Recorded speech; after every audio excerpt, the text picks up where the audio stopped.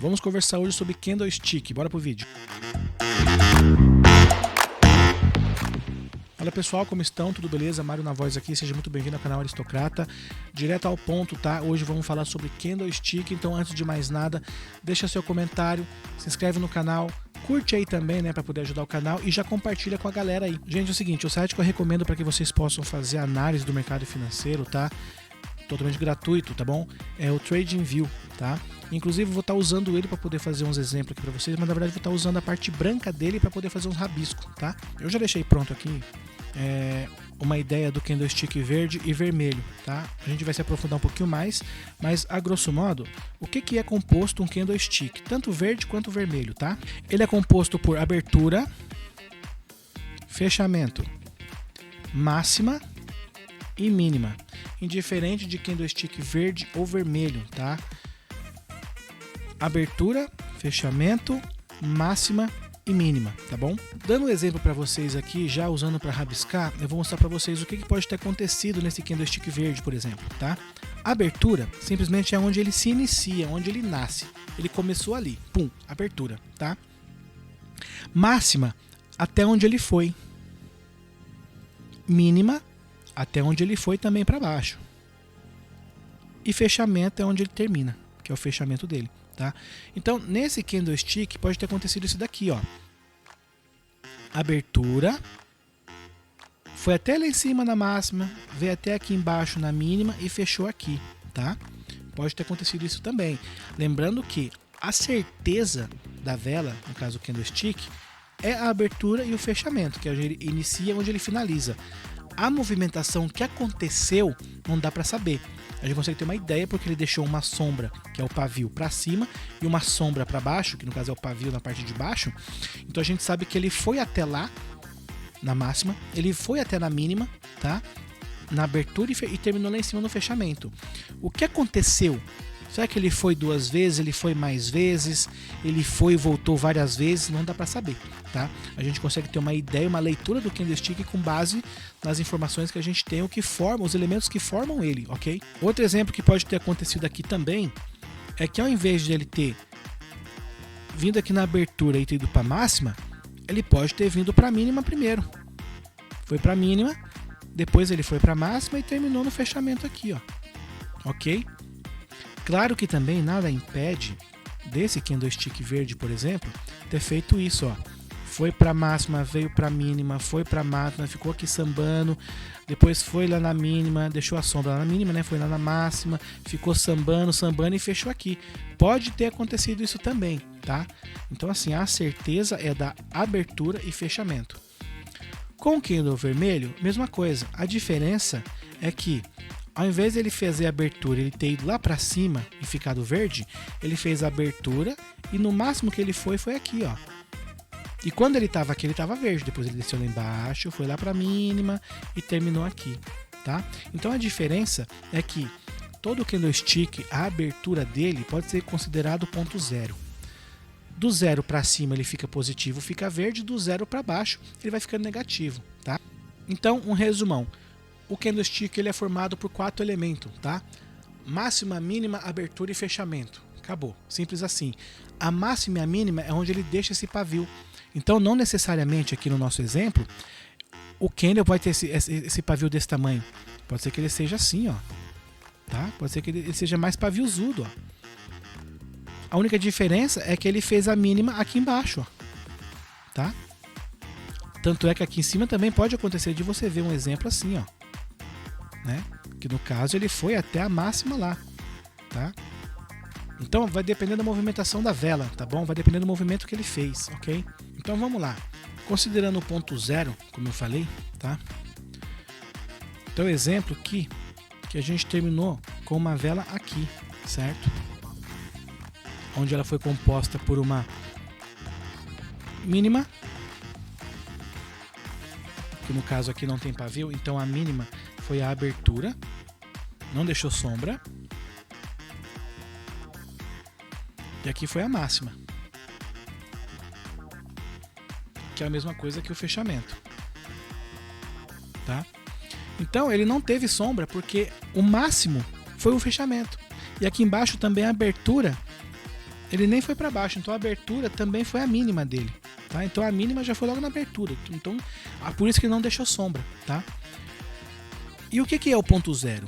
Quando essa vela termina, a outra vai se iniciar aqui, ó, tá bom? A outra se inicia aqui, ó, no fechamento dela, tá? O que vai mudar é o seguinte: essa vela aqui, ela vai para baixo. Então imagina, menos 1, menos 2, menos 3, menos 4, menos 5, menos 4, menos 3, menos 2, menos 1. Ela volta no zero, de repente ela começa a subir, ela vai ficando verde. Então é esse movimento que o candle faz, tá? Então o que está acontecendo aqui? Iniciou a vela. Ela ficou vermelha, ela veio até aqui, certo? Então aqui ela já deixou esse rastro aqui, que no caso é o pavio, ok? Deixa eu jogar essa linha para trás.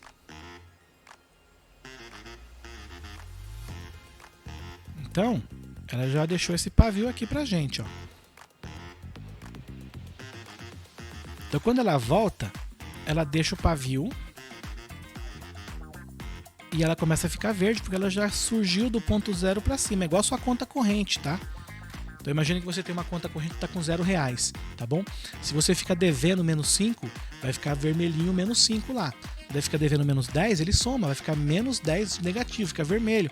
Até que você coloca um saldo de R$50. Ele vai abater esse menos 10, vai ficar no 0 a 0 e vai ficar positivo 40, que é o que aconteceu com esse exemplo que eu mostrei para vocês aqui. Então, e a vela simplesmente termina dessa forma. Pronto. Ela ficou vermelha porque ela desceu aqui embaixo, então ela foi até a mínima, ficou positiva, ela ficou verde e ela ficou sem máxima, ok? Porque simplesmente aqui ela terminou junto com o fechamento, tá bom? De uma forma simples eu vou explicar para você agora como que você faz a leitura desse candlestick, tá?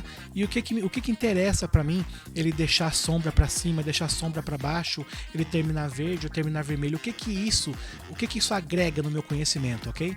Então vamos lá. Você precisa entender uma coisa. Se nesse candlestick ele está subindo e está ficando verde, isso quer dizer que tem muita gente comprando, ok?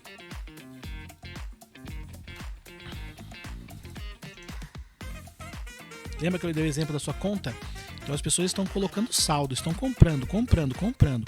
Quando ela chega em determinado ponto, ela começa a descer. Por quê? É porque as pessoas estão vendendo. Então agora você pensa comigo. Se a vela foi até lá em cima, então agora eu quero que você preste atenção comigo. Se a vela foi até lá em cima, tinha um monte de gente comprando, ela derrubou e ficou vermelha, você concorda comigo que essa região aqui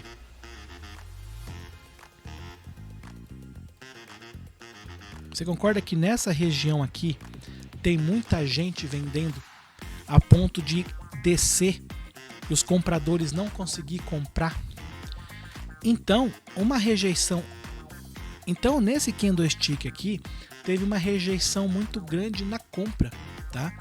Não significa que a partir desse candlestick o gráfico tende a descer, mas o que ele mostra pra gente é que ele subiu verde, muito forte, chegou lá em cima e encontrou muitos vendedores. E os vendedores conseguiu ganhar dos compradores a ponto de conseguir vender e os compradores não conseguiram segurar essa venda, tá? E foi vendendo a ponto de terminar cheio. E até aqui embaixo, onde terminou cheio, ele não conseguiu achar comprador.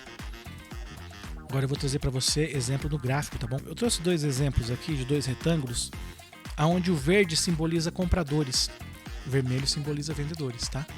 Trazendo para o gráfico agora, eu trouxe dois retângulos aqui para a gente poder entender. Lembrando que o retângulo verde são os compradores, retângulo vermelho são os vendedores, tá bom?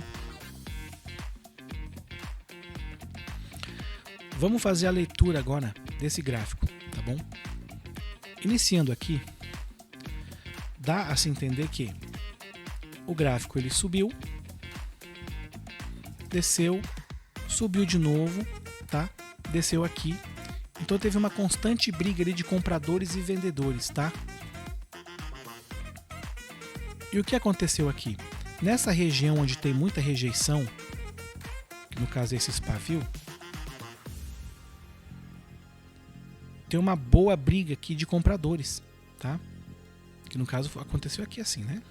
Vamos pegar até esse pavio aqui, ó. Por que eu coloquei essa região aqui, tá?